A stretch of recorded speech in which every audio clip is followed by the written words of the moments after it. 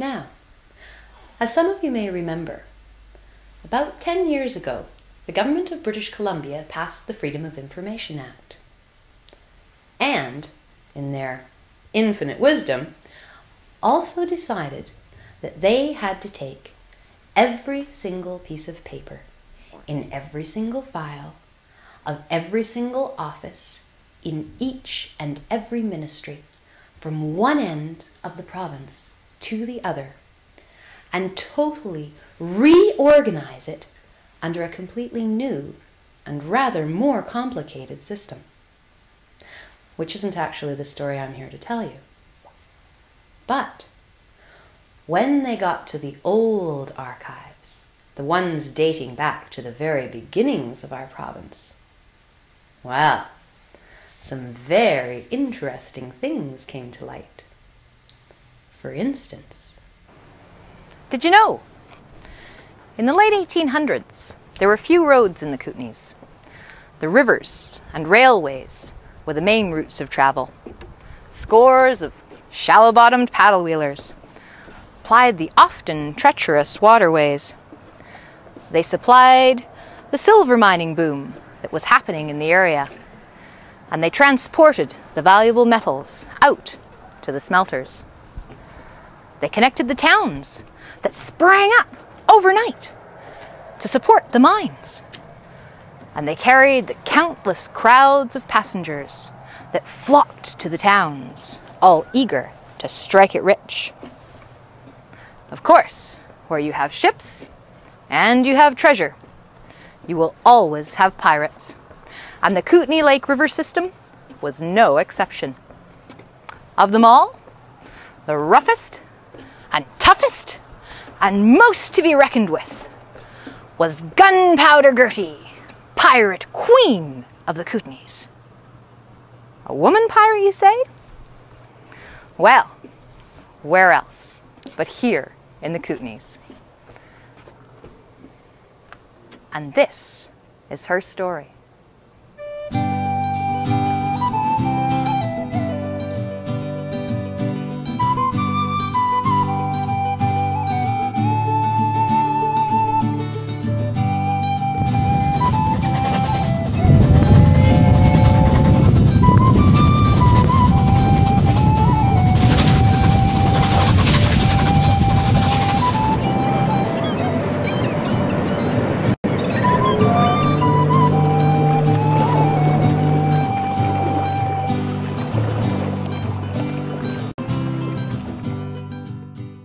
Gertrude Imogene Stubbs was born on March 15th, 1879, in Whitby, England, the daughter of George Stubbs, a train engineer, and his wife Violet, who worked part-time as a seamstress. Whitby was located on the east coast of England, about a day's hike north of Scarborough along the rugged coastline. Whitby was a thriving port town during the golden age of the tall ships and produced many eminent mariners, including the famous Captain Cook. Gertrude was a bit of a wild thing right from the very first. She was never much for sitting around in school studying. No. She was much more likely to be found out and about, either down at the busy docks, eagerly listening to the tall tales told by sea captains, or riding with her father on his route between Whitby and Scarborough. George had big dreams and spun many a fanciful future for their family as Gertrude helped him tend the engine. Gertrude's family emigrated to Sandon B.C, Canada in 1895 when her father accepted a job driving trains for the newly completed K&S Railway, which runs between Kaslo and Sandon. Her mother was quite apprehensive about the decision to move to the western wilds of Canada, but the ever-optimistic George was convinced that they could make a good life for themselves in the boom towns of the New World. They traveled to Canada by steamer from Liverpool, and Gertrude was quite taken with life on the open ocean.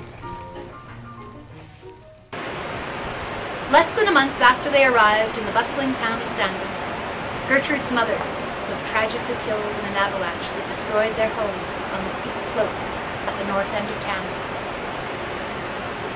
Unfortunately, such occurrences were not all that uncommon.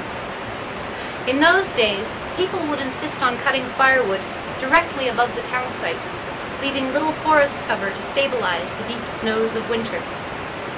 Gertrude was coming home from her job at a general store in town and witnessed the whole thing. Her heartbroken father blamed himself for Violet's death and sank into an oblivion of drinking and gambling, leaving his only daughter to fend for both of them as best she could. Gertrude had to travel with her father to work every day in order to make sure that he actually arrived there, and rode with him on the train, helping him shovel coal and tend the engine when he was too incapacitated from the previous night's activities.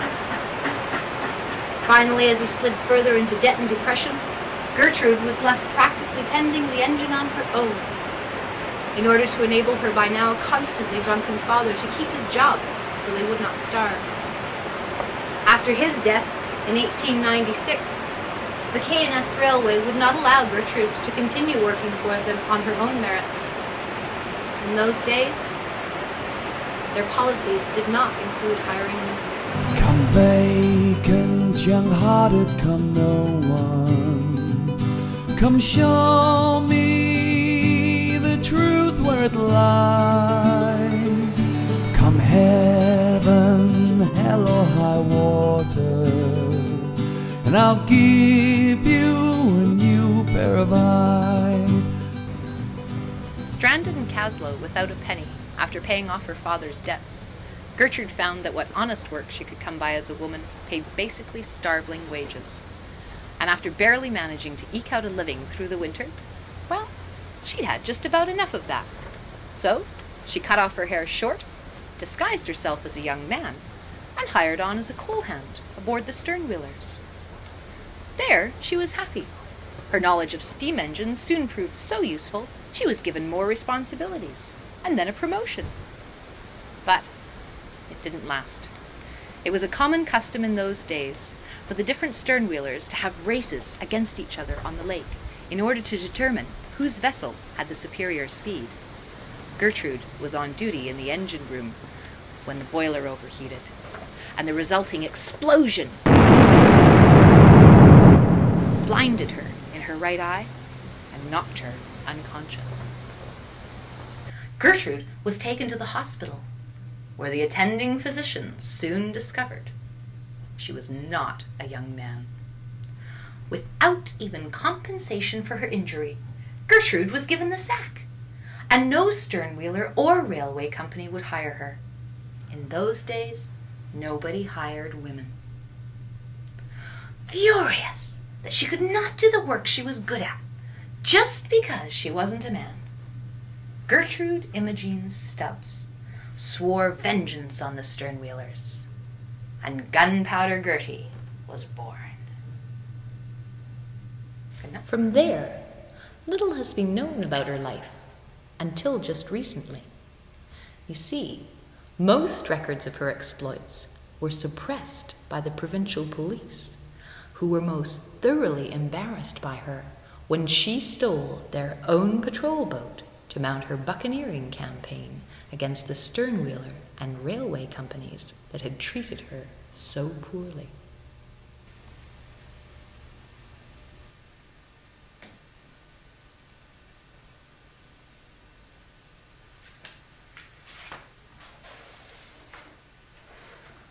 Originally christened the Witch when she was built in Scuttle Bay, just north of Powell River, this 42-foot-long patrol boat was purchased and refitted by the provincial police with the intention of using her to patrol the inland lakes and rivers.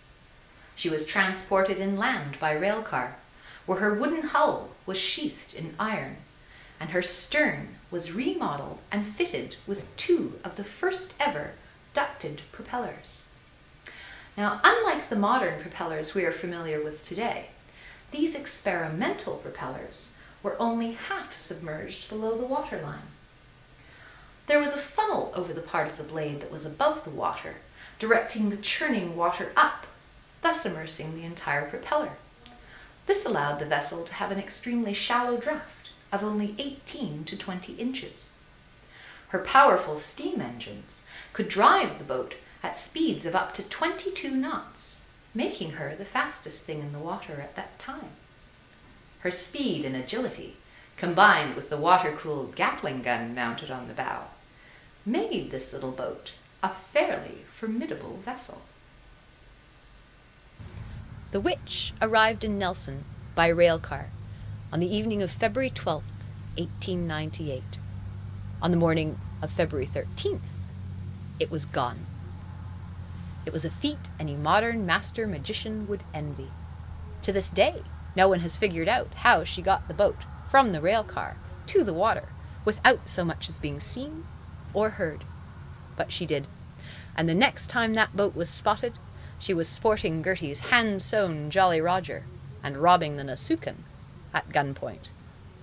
The Nasukan's boiler, washed ashore at Red Sands after she was decommissioned and disassembled, still bears bullet holes in mute testimony to Gunpowder Gertie's first act of piracy.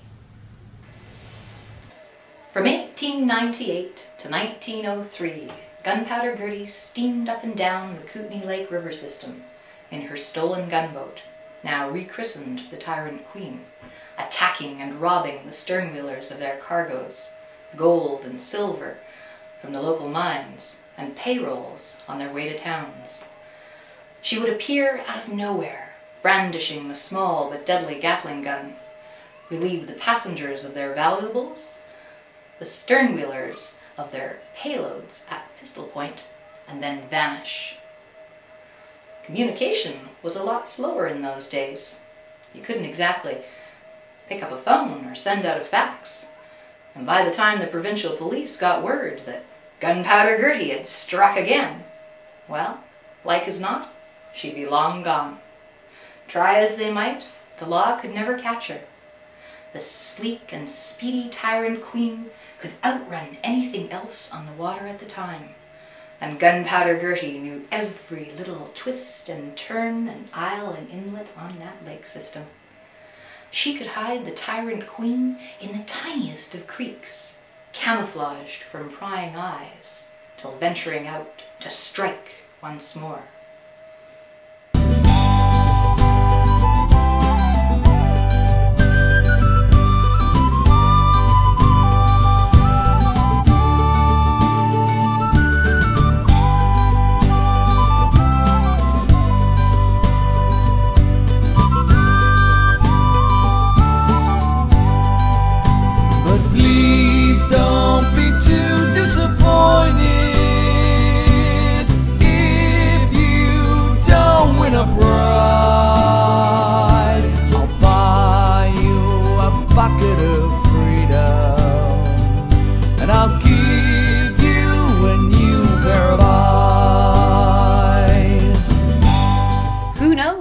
How long her reign might have lasted, if not for the treacherous betrayal by one of her own crew.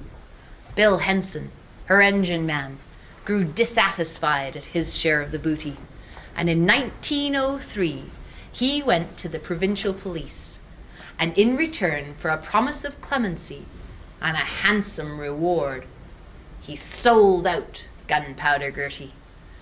He gave her a phony tip about a supposed fat payroll coming into Kaslo on board the Moye. But when Gunpowder Gertie ordered the Moye to heave to and prepare to be boarded down by Redfish Creek, she found no gold. Instead, she found the Moye was loaded with lawmen and bristling with guns. Knowing when discretion was the better part of valor, Gertie turned tail and prepared to make good her escape. But the devious Henson had sabotaged one of the gaskets, and as the engine pressure grew, it exploded, crippling the Tyrant Queen and leaving her an easy target for her pursuers. The ensuing battle was ferocious. They say the river ran red with blood before the lawmen were finally able to board the Tyrant Queen and capture Gunpowder Gertie, who put up an enormous fight before finally being clapped in irons.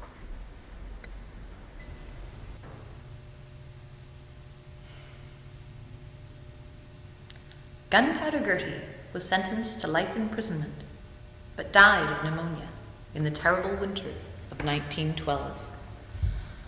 She never revealed to a single soul what she had done with her ill-gotten gains. Rumor has it that she's hidden it somewhere along the River Lake system she'd plundered, and left a hidden map that would lead to the treasure.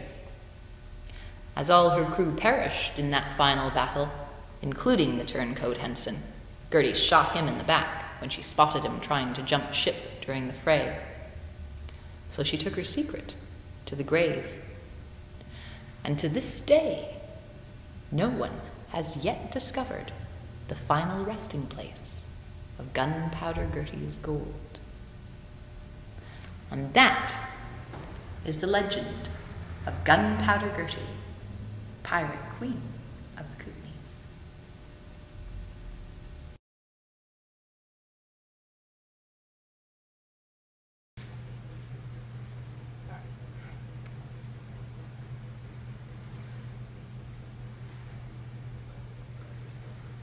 Wouldn't it be fun if that was a true story? Gunpowder Gertie is actually a fictional character that I created. 4 years ago, I was working at a local school as a teaching assistant, and our class was studying pirates. I was given the job of creating the treasure hunt, and I went overboard. The next thing I knew, I had this woman's entire life story, set naturally within the colorful local history that we have here that I find very fascinating. The kids had so much fun with it when we told them it was a true story as a joke, that the joke just kept getting bigger, to the point where we had it published in a local magazine as a true story, as an April Fool's joke. Well, 4 years later, the joke was on me. Somehow the story traveled all the way to Toronto, where it appeared on CBC radio as a part of Bob Johnson's program, This Day in History. So now, Gunpowder Gertie is known Canada-wide. Although Gunpowder Gertie didn't actually exist, she would have fit in quite easily with the many true, colorful characters and stories that abound here in the Kootenays. We are extremely grateful to the many people who have allowed us to film in these heritage sites, so steeped in local history. Without their help and cooperation, none of this would have been possible. And for this, we thank you.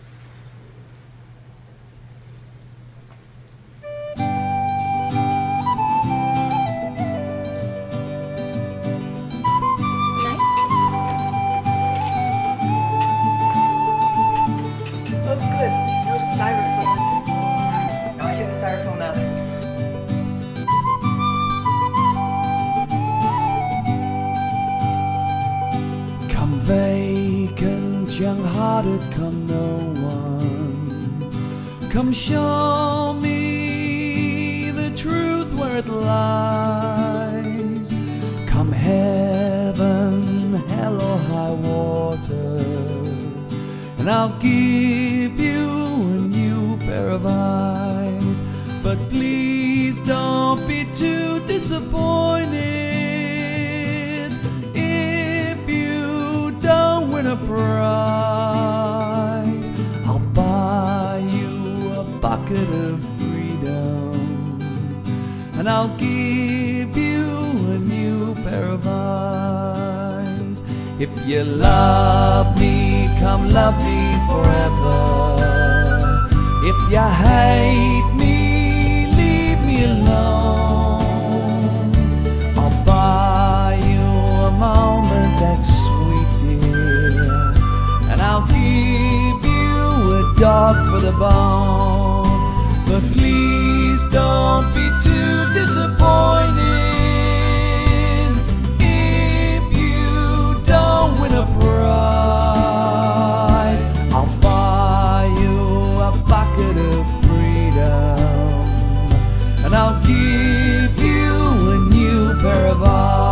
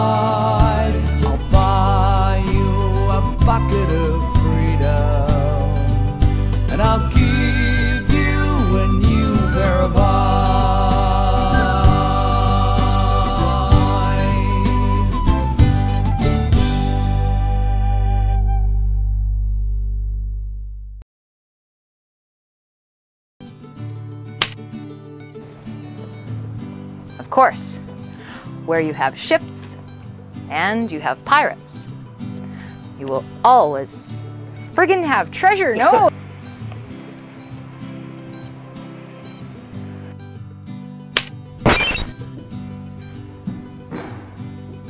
Gunpowder Gertie was sentenced to life.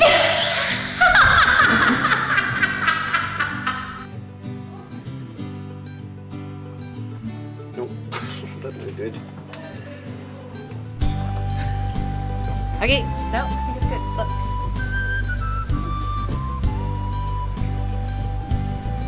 Ready? Yep. Let's try it again. Okay. Go.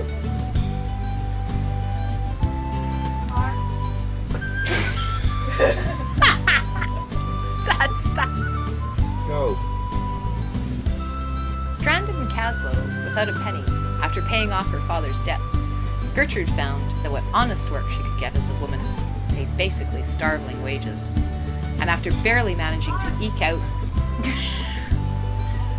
Gertrude was a bit of a wild thing right from the very first. She was never much for staying still... Gertrude was a bit of a wild thing right from the very first. She was never much for sitting still in school and studying. No, no. She was much more likely to be found out and about. I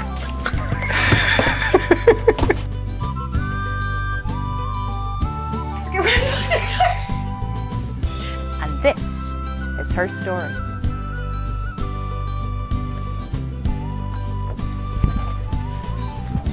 I think we